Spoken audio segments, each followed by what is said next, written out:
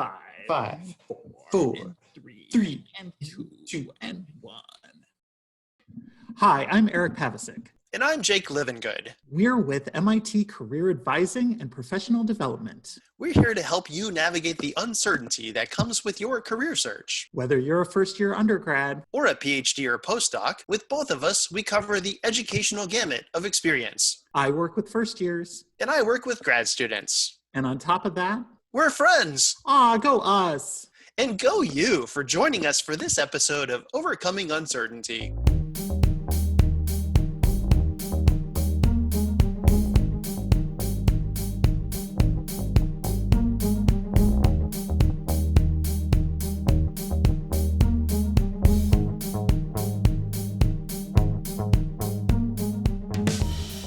Through these episodes, we hope to inform, entertain, and perhaps have a laugh or two along the way. We're coming to you via our homes to bring you career guidance during this remarkable time of uncertainty, a pandemic. This segment has been brought to you by the MIT Alumni Advisors Hub, individual networking, where MIT undergrad and grad students connect with alumni volunteers for career conversations and guidance. It's like asking for directions for your career, and you can schedule on the platform. Hey everybody, thanks for joining us again on Overcoming Uncertainty. Our topic today is collaboration, both with other people and with other ideas within yourself. So Erik, what's it been like collaborating in this new environment where we can't actually be around each other? Yeah, I have to admit, it's been a little weird. So a lot of the customary activities that I kind of enjoy, such as going for a walk or going to the store, is now kind of a little eerie and a little creepy because I feel that we don't truly trust each other these days unless we really know the person. And so as I'm going through different things, my one thought is like, I'm very thankful right now for this sort of technology we have where we can actually stay connected. I can stay able to communicate with people who are near and dear to me.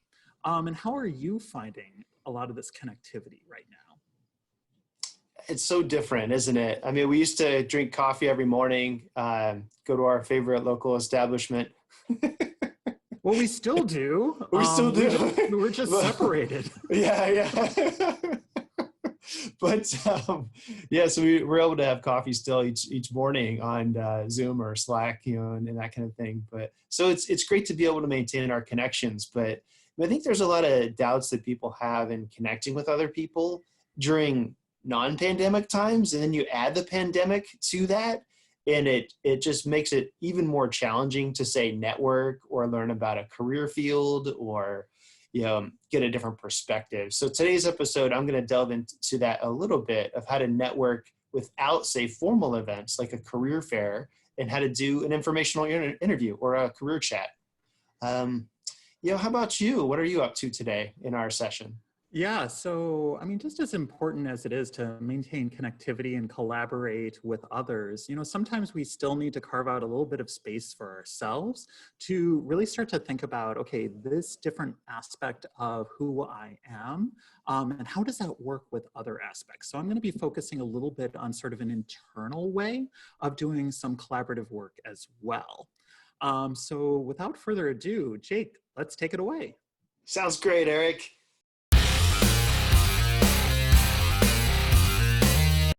Hey everybody, thanks for joining Wicked Design Mindsets.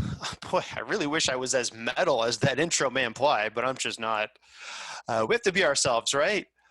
So today's part of design thinking is about radical collaboration. You may think to yourself, how can I collaborate with people most effectively when I can't physically be around them? And maybe there aren't as many formal career events. You may think of networking and collaboration for your career as a career fair, like MIT's career fair behind me. But one way you can approach networking in this type of setting when you can't be around people and when there aren't formal events is through informational interviewing or career chats with people that could be a friend, a family, an alum of MIT, or an alum of your undergrad institution if you're a grad student or postdoc. As you heard in the ad before this for the MIT Alumni Advisors Hub, which is a way you can connect with people individually for career conversations, it's like asking for directions for your career. If you're like me and if you've ever driven in Boston, it's really confusing. You see signs like this behind me, and it's like, boy, where do I even go? When I first moved here, I heard recalculating from my GPS about 1.4 million times. It got really annoying and frustrating. And sometimes you don't know where you want to go in your career, and you may need to ask for directions. And so one way you can do that is through informational interviews or career conversations. Now let's look at how we do that. In career chats or career conversations, you want to look for three main areas that spell the acronym AIR: advice, information, and referrals. It's like a guide sign for how you can learn about a field and how you can learn about opportunities. A lot of times opportunities aren't even posted because it's really challenging to hire people, believe it or not. And employers are afraid they're going to make a mistake. And there's a little bit of risk. And so if you do this, you reduce the risk of being a bad hire. If they know you, they know your face, your personality, they know you beyond paper. So in an informational interview, you look for career advice, information, and referrals. It's not asking for a job. People do this because they want to help others. Think to yourself, have you ever been asked for directions? And what did you do? You probably helped that person. And it's not like you said, hey buddy, that'll be $5, because that would just be weird and wrong. You help that person. And this is why people do informational interviews, because they want to help people. So let's look at some questions that you might ask in an informational interview in a way that you can radically collaborate and learn about a field. You might ask some open-ended questions, not just yes or no, do you like your job, do you not like your job? Ask open-ended questions that are about their personal experience. What are their likes of their current career path? What are the challenges? What are the areas of growth for the field, for the company, for themselves? What are recommendations that they have for you as you can proceed? And just be ready to talk about yourself too, because they might ask about you.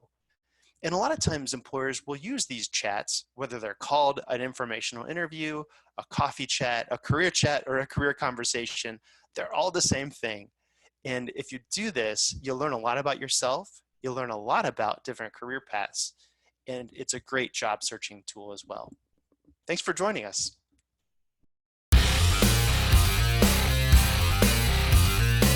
So I actually have a couple of questions following that. Tell me a little bit more about this construct of AIR. Well, I think it's a way to approach different career conversations because it's not asking for an opportunity or a job. It's not a linear way of job searching or exploration about your career, but it adds different perspectives. So it's a nice cheesy acronym way to think about how to connect with others, through advice, information, and then referrals for different perspectives. So it's not asking for a job because they may not be able to help you with that. Maybe they don't have that decision ultimately with them, or maybe it's a group decision for their hiring. And so this is a nice, easy way to remember that you have to come up for air: advice, information, and referrals. And I think that's a great framework anyways, just for people in general. I mean, a lot of our connectivity these days, we're relying on advice from either mentors or friends. We typically rely on each other for information and really referrals. I mean, right now I know that certain supplies of certain things might be limited in some areas. So I know some of us are relying quite heavily on a referral as far as what's available where. So I can see how this can apply not only in a career search, but also to just life in general. Absolutely. It's a way to help others, a way to gather different resources, and we like to help others, typically. And so it's one of those ways that we can tangibly help. And that's why others will volunteer to do this and to meet with people. So in looking outwardly at this idea of radical collaboration, it's one part of the equation. And what we're going to look at next is Erik's perspective about how to look more within to make those career decisions.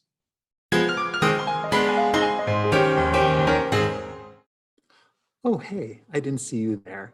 And excuse my mess. This is my craft room in the pop psychology toolbox. It is truly a lot of fun to work with Jake, but sometimes I need solo time for individualized work. You know what I'm saying? Collaboration and brainstorming are great ways to get new ideas and explore all sorts of terrific possibilities with your career. But if you're only listening to people's advice about what you should do or what others have done, it can become overwhelming very, very fast. Give yourself a break.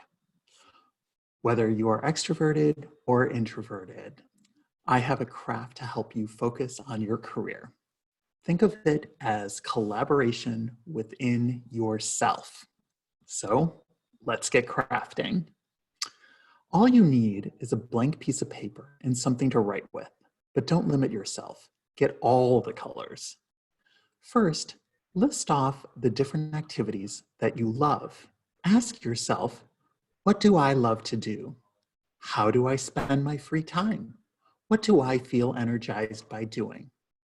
Next, list off the different activities you are good at. Ask yourself, what do my friends say I am good at?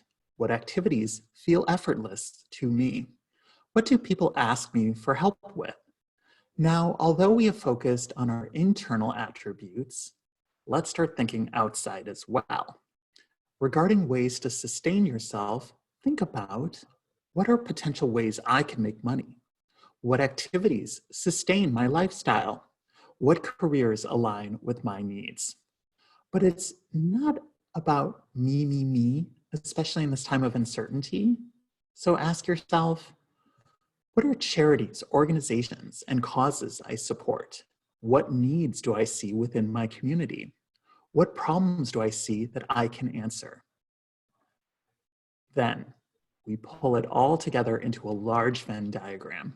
I use circles here, but any two-dimensional shape will do. Jot down or doodle your activities, thoughts, or ideas into the different categories. Use words and pictures, anything that works for you. As you set them out, look for possible themes or overlapping ideas. Find connections or think about gaps. How might you combine ideas or thoughts or activities from one area to another? What might be future areas to grow into, explore, or discover? Don't worry if you have little in there. This is an exercise that can continue to work on for your whole life. Now, some of these themes might be present in all of these, which is great, but don't worry if you can't pull ideas together just yet. Use this to help you map out what next steps you might want to take to fill in any gaps. It could be as simple as researching what career options exist based on your interests, or it might be trying out new classes to see what you might be good at.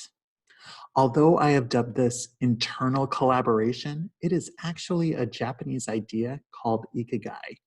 It translates roughly into reason for being, but many attribute it to a sense of purpose or even just a reason to get up in the morning.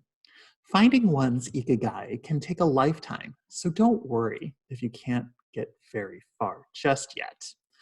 Revisit this as you learn new things about yourself, and don't feel that this is completely an individualized task either. Ask family and friends to help you find out what areas you might want to explore next. I appreciate this model because right now, during this pandemic, we might not have the luxury of meeting new people in a casual way. So reflective exercises like this one can be incredibly helpful.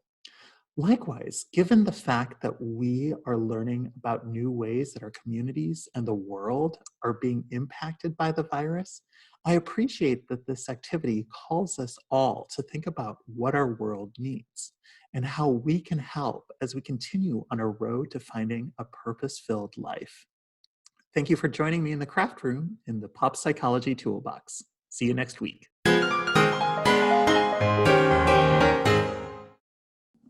Thanks so much for mentioning those areas, Erik. It's really important, especially during this time of uncertainty and this pandemic. It's a very reflective time for people. I know it has certainly been for me. And just want to delve into this a little bit further with you and kind of see how this idea of uncertainty has impacted yours in your reflection or in purpose and kind of what you've seen in students too.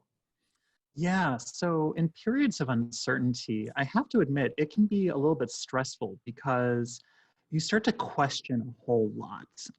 And I think that's one of the tricky parts with Ikigai is if you start to think of them as buckets, you start to add and subtract elements to those buckets. Like, you might have enjoyed something when you were younger, and now that you're older, you don't enjoy it as much. But likewise, too, this whole idea of, what the world needs has drastically changed over the course of the past few months. So right now, you might be thinking, okay, well, my buckets are smaller. I don't feel like I have as much to go on. So how on earth could I find my purpose in this? So I think it's important for people to realize that purpose is sort of a continuous process. It's not necessarily an end destination.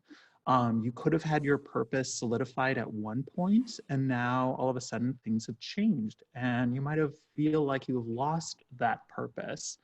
So in going through this process of introspection and kind of figuring out, okay, how am I relating to my external world?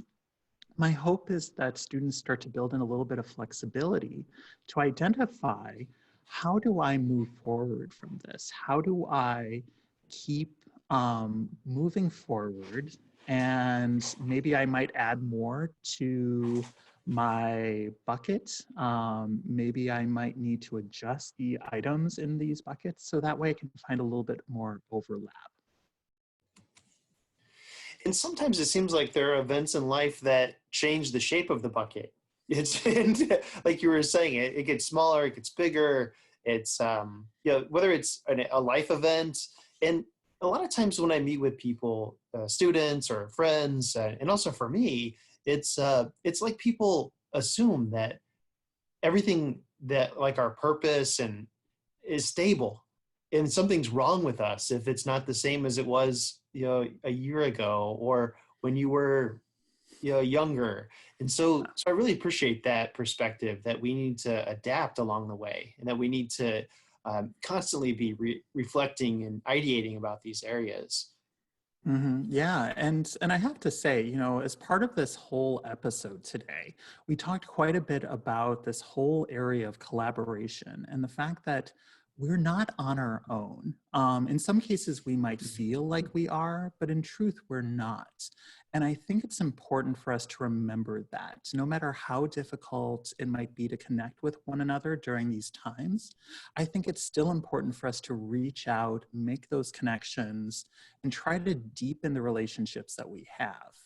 Absolutely. And it's so easy to feel alone right now, when we can't physically be around others. So that is an amazingly great point. So thank you so much.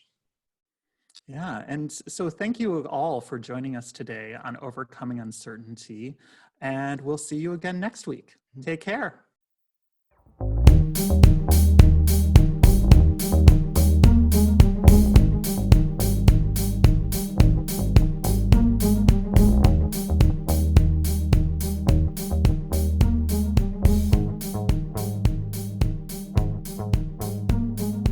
We thank you for joining us today on Overcoming Uncertainty. Be sure to check out our future episodes and subscribe to the CAPD YouTube channel. We also interview various people to see how they've worked through the weirdness. For future help, check out CAPD's website. MIT students and postdocs can make an appointment on Handshake. It's an honor to partner with you. And until next time, be kind to yourself. Be kind to others. And we wish you the best. I have everything from soft and kitten fluff all the way through, I'm the man!